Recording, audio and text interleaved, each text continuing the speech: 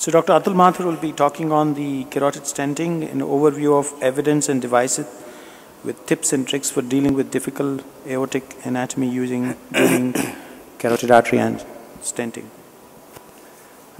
Thank you, Sanjay, and I would first like to thank Dr. Srinivas for inviting me here and giving this opportunity. It's very little time to cover all which I have been asked to do about carotids, because there's so much which can be talked about. If you go back to the initial stages, four decades back, carotid endarterectomy came as a solution for stenosis of the carotid arteries. And its safety has been very well evaluated since then. And in the last 2 decades, its superiority over medical therapy has been well established in randomized trials. So if we see for symptomatic patients, the NACET trial told us that stenosis more than 70% at 2 years, the incidence is reduced from 26% to 9% compared to medical therapy. And even stenosis which are symptomatic from 50% to 69%, 5 years shows a significant benefit by endarterectomy. There was observation also made on asymptomatic patients. There were certain limitations in this trial, but at 5 years we find that the incidence of neurological complications is reduced from 11% to 5%. So there was no doubt left that endarterectomy was superior to medical therapy alone in significant stenosis of the carotids. However, we also realized that endarterectomy had its own problems. And if you look at one of these large meta-analyses by Rothwell in symptomatic patients, over 51 centers, he found that the incidence of stroke and death was around 5.6%. So we do have to deal with a certain level of complications. And one interesting fact he also pointed out was that if it was a single surgeon who was performing the procedures, the incidence of complications reported were far lower as compared when a neurologist would assess. So that bias was also definitely present in those studies. Now, we have to be very careful. And what we find in the NACET and the ACAS trials, where we have very good neurologic assessment, in the symptomatic patients, we have achieved with best centers, best operators, stroke complication of around 5 to 6%. And in the asymptomatic patients, we have achieved a complication rate of lower than 3%. So on the basis of this, the American Heart Association has laid down its guidelines where acceptable risk complication rates of less than 3% for asymptomatic patients and 6 to 7% for symptomatic patients are acceptable. Beyond this, if you have complication rates more than this, then you're probably causing more harm to the patient. Now emerged the carotid angioplasty and stenting. Way back in 1984, Jacques Trion was the first person to do a balloon angioplasty of the carotid. But of course, this was limited with the concern of the risk of cerebral embolization. For several years, nothing else happened in this field because the risk of this debris going north was significantly playing on the minds. So endarterectomy was the only option available. Gradually, the use of stent-assisted carotid angioplasty was introduced. Gary Rubin, Michel Henry, and Klaus Matthias, these were the few front runners along with Ted Dietrich and Mark Woolley. So these were the initial people who reported great success in the range of 96 to 98% with low incidence of major strokes and death, less than 2%. So that's where carotid stenting took off in the mid and late 90s. And here we are about 2001 early. Mark Woolley collected a whole world registry of more than 15,000 patients. I don't think whether he's still collecting this data now. But he has reported across the various centers in the world, that is what is actually happening in the real world. The success rate was quite high, above 98%. And one interesting thing which he found that there was a reporting of restenosis rate which was quite low. At 1 year, it was around less than 3.5%. So with this, lot of registries, non-randomized, were reported using different stents, different devices for use of protection. And it was found that all of them were within the range of less than 7% complications peri-procedural. And when you look at the 1 year follow-up in all these patients, which these trials cover nearly 1,500 patients, the risk of neurological complications is below 6%, which is acceptable. So that's how carotid stenting made its presence. And then we got some good randomized trials. Initial few ones were very controversial, especially the Cavitas and the Wallstein trial. They proved that no benefit of stenting over endarterectomy. The Sapphire trial, which was performed over high-risk patients, showed the superiority of carotid stenting over the available endarterectomy. But then again, we had two trials in normal risk patients, the SPACE trial and the EVA3S, which took a little away from the carotid stenting scenario and made us open our eyes. Cavitas was performed in around 500 patients, and over 3 years, it showed no difference in the rate of ipsilateral stroke as comparing endarterectomy and carotid stenting. But what was important for us to remember is that here carotid artery stenting was, stent was placed only in 26% of the cases, rest it was only balloon alone, and all these patients were unprotected. So this was a very early stage, and all it told us was that stenting was comparable with endarterectomy. But the Sapphire trial really set the ball rolling, where a very meticulous team of vascular surgeon, interventional neuroradiologists, and interventional cardiologists sat together, selected patients which were high risk for surgery, and this included presence of one of these comorbidities. Out of the 723 patients, 400 patients nearly were refused for surgery, so they were put aside in a registry, and the remaining 300 plus patients were randomized. And what was seen that the risk of stroke and cardiac events was significantly lower in patients who underwent carotid stenting as compared to endarterectomy, 5.8 compared to 12.6. And this was sustained over the next 1 year. So we find that stenting with embolic protection met the test for at least non-inferiority to endarterectomy in high-risk patients. So here we received an FDA approval also for use of stents in the high-risk categories. But the normal risk patients were still undergoing trial. The EVA3S trial didn't do much good because there was a significantly higher incidence of neurological complications with carotid stenting as compared to endarterectomy. And this was also sustained for the next 6 months. So there were little problems with this trial, which I'll point out. Another trial came around the same time, which got published in Lancet, the SPACE trial. Here again, this was a prospective multicentric trial of more than 1,200 patients, and the p-value for one-sided non-inferiority was not significant. So we could not prove superiority of the carotid stenting procedure and could not also establish non-inferiority. So we had to look why all this was happening in these two trials. Well, these trials, on closer look, showed that there was a very low pace of recruitment. A lot of unexperienced interventionists were performing these procedures, and there was not across-the-board use of protection devices or dual antiplatelet therapies. So there were a lot of limitations, and these trials were not very well accepted in the interventional community. So for the low-risk group, the best trial which came across was the CREST trial after these two trials, and which was very meticulously performed in more than 2,500 patients. They were followed for 2.5 years, and what was found is that the primary endpoint when they projected to 4 years was that the incidence of strokes, myocardial infarctions, and neurological complications was not different in the low-risk group, both in endarterectomy or carotid stenting. Now the differences they noticed was the minor strokes were higher with carotid stenting, and the peri-procedural myocardial infarctions were higher with carotid endarterectomy. Cranial nerve palsies were also higher with carotid endarterectomy, and the ipsilateral strokes after the peri-procedural period were not significantly different in either of the two. So if you accept the minor strokes, then what you could comfortably say was the carotid stenting has found equivalence with carotid endarterectomy. There are certain other subsets, like patient who has a contralateral occlusion, or patient who has a bilateral carotid artery stenosis, because these are usually not included in most of these trials, patients who have combined coronary and carotid stenosis, and those who are undergoing treatment for restenotic lesions. If you look at literature for all these categories, from the surgical data, we find that the incidence of neurological complications, as compared to one of the data which we had at the University of Alabama at Birmingham, was significantly lower. Of course, this is not randomized, but then if you compare the two, there was a definitely lower trend of complications in this subcategory of patients. And of course, the issue of durability of the carotid stenting. Endarterectomy, there's not much documentation.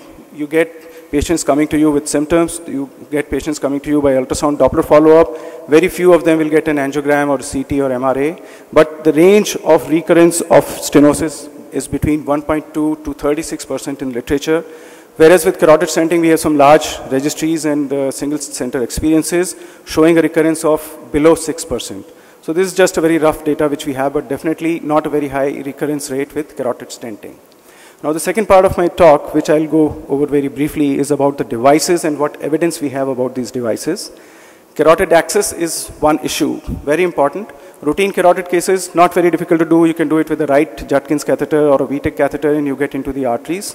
But in difficult anatomies, you sometimes need extra stiff wires, special sheaths, special catheters, and this will usually depend upon the aortic arch anatomy. So type 1 arch, a Judkins or a AR mod catheter is okay, but in type 2 and type 3, you need Simmons catheters, hockey stick catheters. It's better to use a guiding catheter because you can sit at the mouth of the common carotid artery and do the procedure. Now, a new catheter which has come on the horizon for such difficult anatomies is by the Medtronic people, Infratech, the Piton catheter, where there are ports for 2 guide wires. So you place one of the supporting wire, the stiff wire, into the aortic arch, and then there's a side hole through which this wire has gone. The remaining, the mouth of the guide can be turned towards the mouth of your common carotid artery, and you slide the soft catheter up into the carotid artery, pull back these extra stiff wire and also advance this into the common carotid artery and then advance your guiding catheter. I've used it in one case recently because it's not yet fully available. It worked very easily, but we'll have to further see how much it helps in very difficult anatomies. You also have some hybrid sheaths where the tips can be shaped up and the proximal part is like a sheath and the distal part is like a guiding catheter. I had the privilege of having obtained a US patent for one of these access devices, which we have evaluated and will probably have in use soon.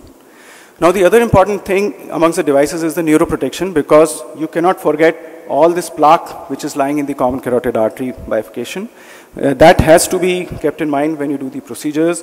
We have done intracranial Dopplers and embolic events have been recorded, so it is very important that we have to use protection systems. Could be either proximal protection, as we saw in the last case by Dr. Khanna, which can be the MoMA, or there is another alternative which is the Parodies device, which is not so widely used. The MoMA is available in our country by Invatec and Medtronic.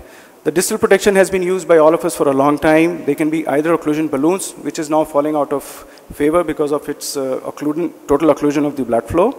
The filters are available in various shapes and sizes and designs.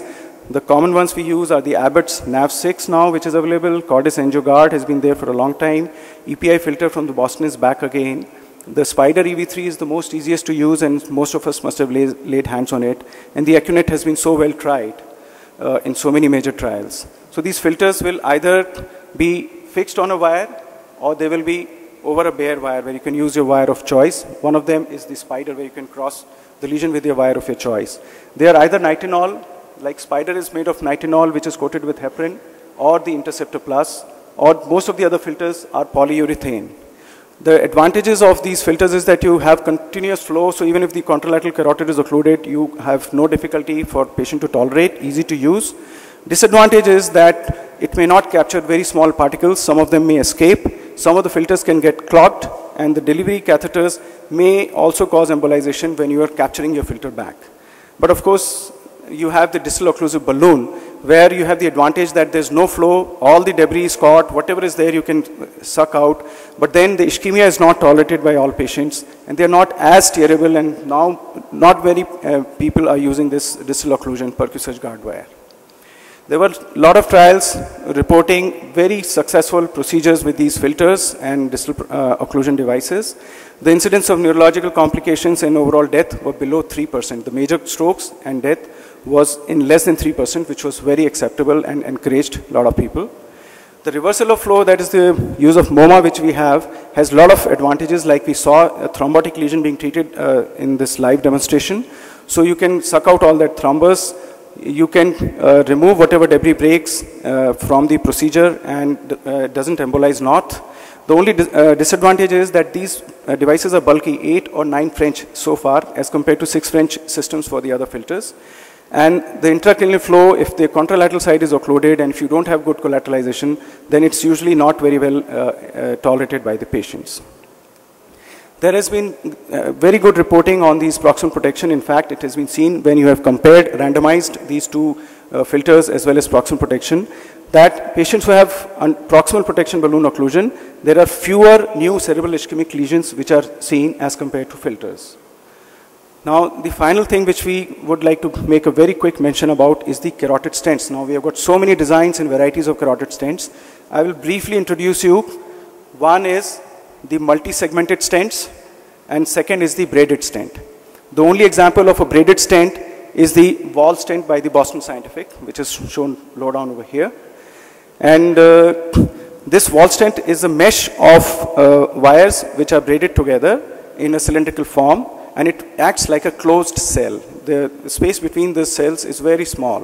Whereas the multi-segmented stents, they can either be open-celled or they can be closed-cell. The open cell include the common ones we use is the Precise nitinol stent by the Cordis, the Protege which we use from the EV3, and the Acculink which we have from the Abbott.